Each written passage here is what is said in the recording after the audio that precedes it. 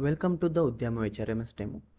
Today we will go over how to enable reimbursement request for your organization and set up custom categories. As an admin, start by logging into your Udyamo HRMS portal. Once logged in, you will be redirected to your dashboard where you can access all admin features.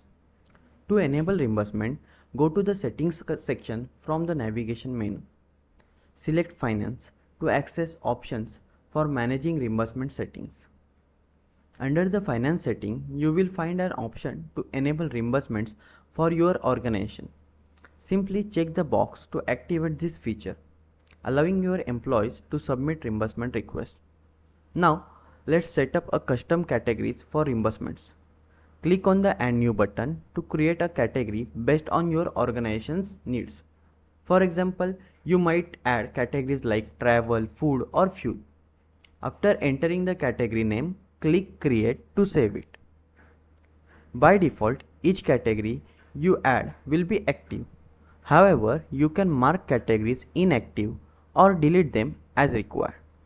And that's it. Now your employees can submit reimbursement requests based on the categories you have created, making the process simple and organized. Thank you for watching.